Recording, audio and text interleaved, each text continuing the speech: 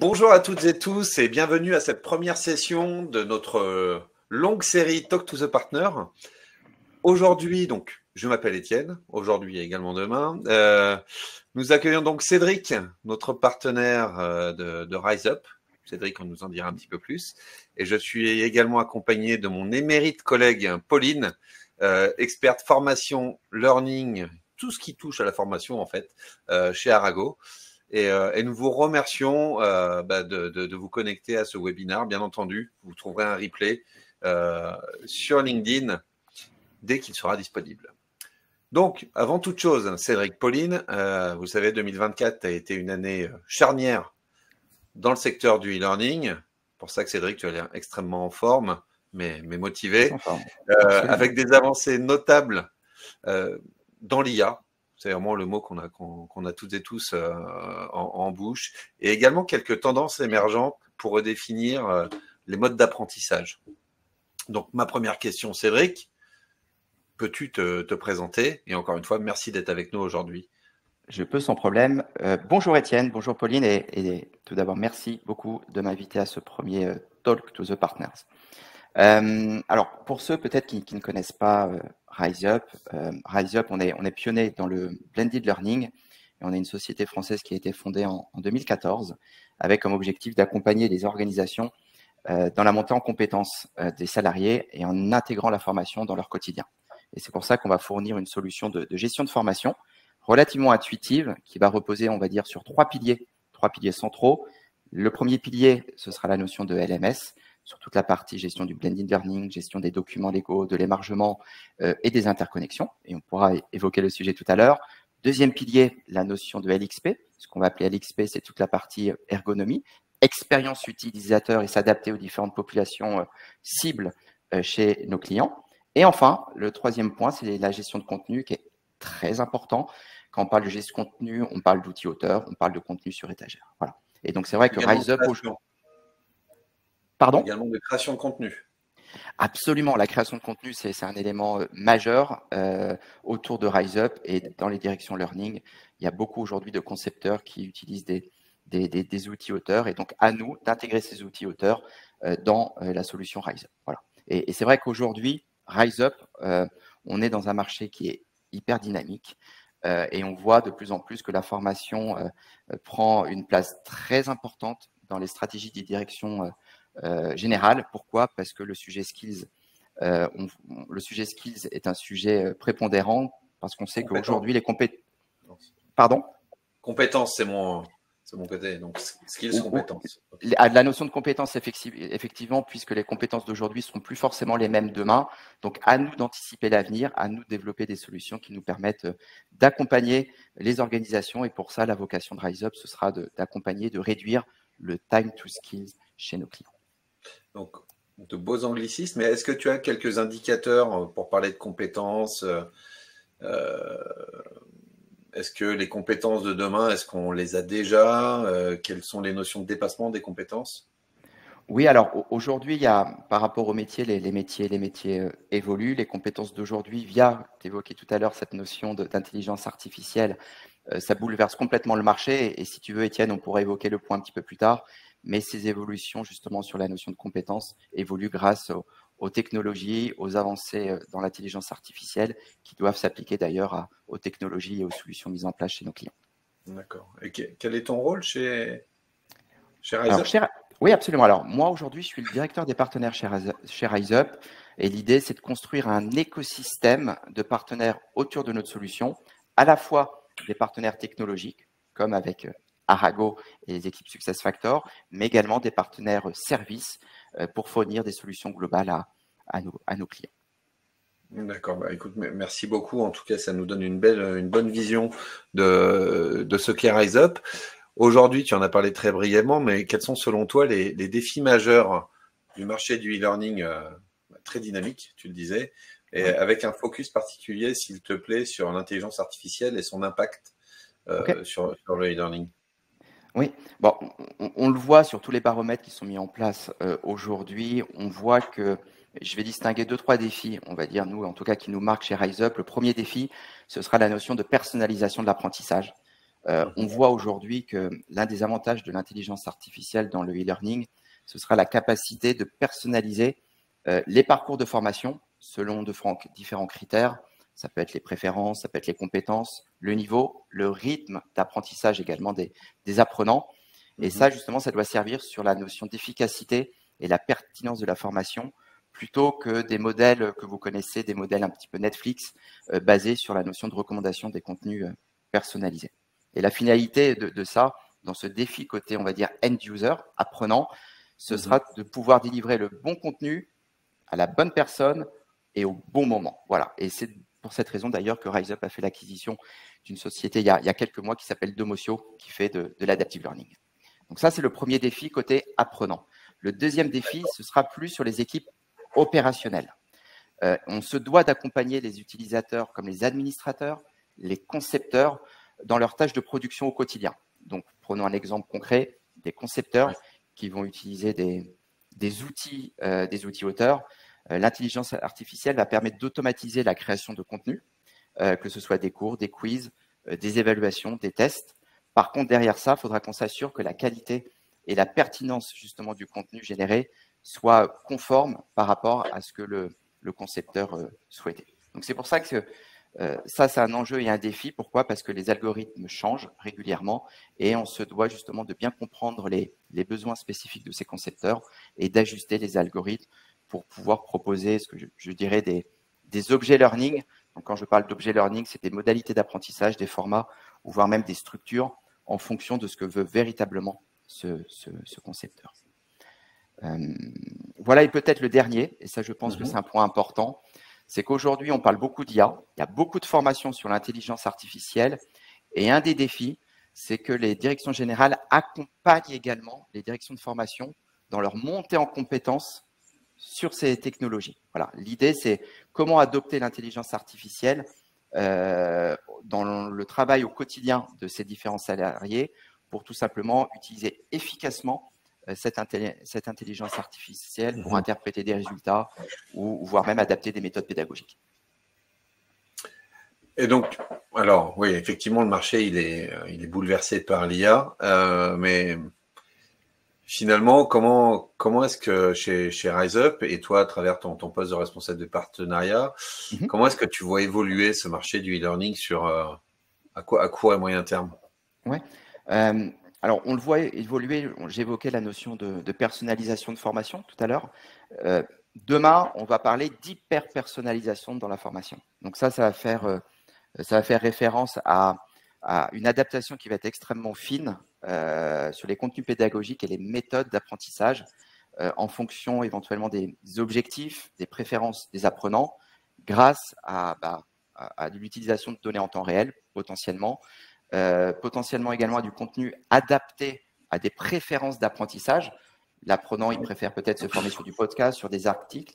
Donc ça, cette notion d'hyper-personnalisation va être prise en compte justement en fonction des préférences de chaque individu. Donc c'est vrai que le premier point, ce sera peut-être cette notion d'hyper-personnalisation. Le deuxième point que je verrai dans les évolutions marché, vous savez, on parlait de l'IFO. L'IFO, c'est quoi? C'est Learning in the Flow of Work.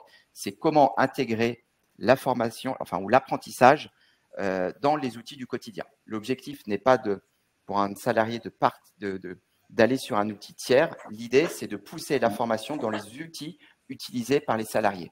On parle de mobile, on parle de Microsoft Teams, on parle aujourd'hui avec les équipes Arago également de liens entre les sujets entretien et performance et formation. Donc l'idée, c'est justement de pousser la formation dans l'endroit où se trouve le salarié, mais plus forcément des outils RH, ça peut être des outils également mis en place par les directions générales, voire même demain, des outils comme Copilot, comme ChatGPT et d'autres. Et peut-être dans les évolutions marché, le dernier point que je verrai, aujourd'hui, les directions des ressources humaines, les directions de formation ont mis en place plein d'outils. Côté formation, il y a des LMS, il y a des TMS, il y a des LXP, il y a des SIRH, il y a des outils auteurs, il y a des outils de contenu sur étagère. Et le point que l'on voit, c'est comment travailler cette interopérabilité entre tous les systèmes pour avoir un environnement unifié pour éviter justement des tâches potentiellement chronophages ou des erreurs. Donc ça, ce point connecteur va être un point crucial justement, on pense, dans les mois et les années qui arrivent. C'est déjà le cas, mais on va développer cette partie. Et juste comme ça, les innovations les plus prometteuses aujourd'hui sur le marché? Ouais. Alors, encore une fois, on parle d'IA. Voilà, l'IA sera au cœur des stratégies dans l'industrie du learning. On sera sur les personnalisations à grande échelle. On sera sur cette notion d'automatisation de tâches administratives, type génération de rapports potentiellement automatiques, éventuellement, corriger éventuellement des exercices potentiellement pour les formateurs. On peut parler de coach virtuel qui va être de plus en plus développé. Ça a déjà commencé. On évoquait la notion tout à l'heure de création de contenu génératif. Donc voilà, ça, c'est des innovations qui vont être mis en exergue dans les mois qui arrivent et dans les années qui arrivent. Voilà. Après, c'est un marché qui évolue très vite. Donc voilà, je pense que dans les mois qui arrivent, on va voir si ces hypothèses vont être validées ou pas. Ouais, et puis la technologie va vous offrir de nouvelles opportunités, c'est sûr. Est-ce que tu peux nous parler un petit peu de ton expérience avec Arago et nous en dire un petit peu plus? Alors, je sais que Pauline, tu pourras en parler après si tu veux, mais comment est-ce qu'aujourd'hui tu adresses l'offre Arago, SAP SuccessFactors? Oui, alors on a une offre aujourd'hui qui est extrêmement complémentaire par rapport à Arago Ready for HR et par rapport à SuccessFactors. Nous, on travaille, quand on parlait tout à l'heure de notion d'intégration, de connecteurs, aujourd'hui, en fait, on connecte les données utilisateurs de SuccessFactors qu'on renvoie dans RiseUp. Donc, ça nous permet d'avoir des données salariés mis à jour quotidiennement et de pouvoir justement personnaliser les parcours de formation en fonction des salariés, de leurs fonctions, de leur département. Et on remonte un certain nombre d'informations, de données statistiques qui vont de RiseUp vers SuccessFactors pour que le consolidé de la donnée RH puisse se faire dans l'outil maître. Donc là, c'est vrai qu'on a un premier cas d'usage qui permet justement de répondre aux enjeux d'une certaine typologie d'entreprise, mais on a un deuxième cas d'usage qui permet de lier la formation au sujet entretien et performance. Parce que quand il y a des entretiens et des performances, naturellement, les managers peuvent recommander certaines formations et donc potentiellement, les demandes de formation pourraient se faire dans SuccessFactors. Donc c'est vrai qu'on a deux cas d'usage aujourd'hui qu'on met en place et en tout cas, ça répond aux besoins de nos clients communs. Merci beaucoup, Cédric. Maintenant, je vais passer la main à notre experte Arago, Pauline. Pauline, toi, tu as aussi ton regard sur les tendances du marché. Tu vois énormément d'acteurs, énormément de tendances. Pauline travaille avec quasi l'ensemble des clients de chez Arago, donc ça en fait un certain nombre. Est-ce que tu peux nous en dire un petit peu plus, Pauline, sur les tendances du marché et comment Arago se positionne pour répondre à ces tendances? Oui, bien sûr. Bon, déjà, merci Cédric pour cette explication très, très exhaustive. Donc, effectivement, les tendances du marché évoluent très, très rapidement en termes de la formation et du e-learning en particulier. On a des tendances telles que, bon, je vais pas effectivement tout répéter, mais l'aspect ludique, l'aspect micro-learning, donc l'apprentissage par contenu très court, percutant, livré à une fréquence adaptée et généralement très, très soutenue, l'apprentissage collaboratif également, l'IA évidemment. Bon voilà, toutes ces tendances, toutes ces technologies évoluent très, très vite. Et évidemment, nos clients sont intéressés par ces différentes évolutions et ils voient leur intérêt, leur avantage et l'intérêt de leurs collaborateurs. Donc, chez Arago, nous avons développé des services comme Success to Learning, c'est le nom générique global qu'on leur donne, pour répondre à ces tendances. Donc, par exemple, via l'intégration de SAP SuccessFactors avec des solutions partenaires telles que RiseUp. Donc, ça nous permet d'offrir à nos clients toute la puissance d'un SIRH qui est intégré, combiné au format de contenu à la pointe de la technologie tel que Cédric vient de nous les présenter. Donc effectivement, il est important pour nous d'offrir un outil performant et aux avantages durables à nos clients. Et donc pour ça, on a choisi vraiment de sélectionner et de s'assurer associés aux partenaires et aux technologies qui sont les plus avancées, dont c'est vraiment le corps métier, tant au niveau technologique que pédagogique, parce que évidemment, les deux doivent absolument aller de pair.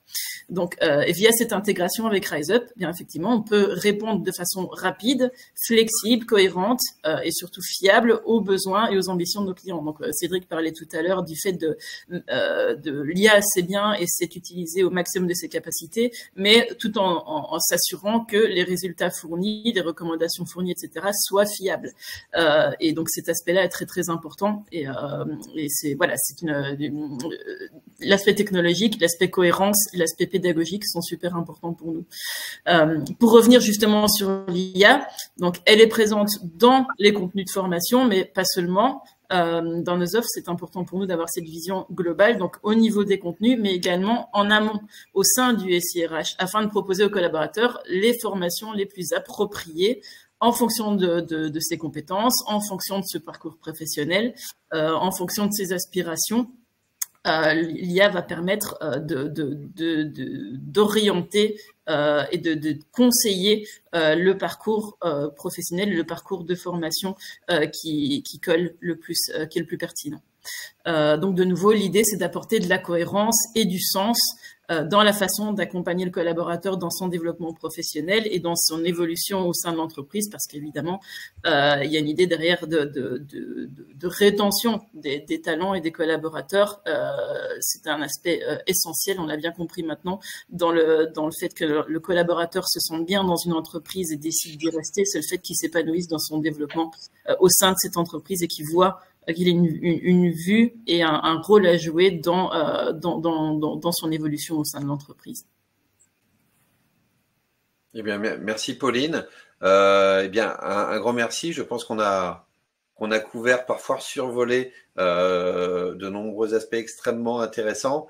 Ne pas oublier que l'adoption aujourd'hui de solutions comme RiseUp est également un point clé. On parle d'adoption de l'IA, mais également l'adoption de la technologie, si facile qu'elle soit, également un point clé. Donc, je tenais vraiment, Cédric, alors toi aussi, Pauline, mais on se voit beaucoup plus souvent, à te remercier pour ta participation, d'avoir lancé avec nous cette première session d'une longue série Talk to Your Partner.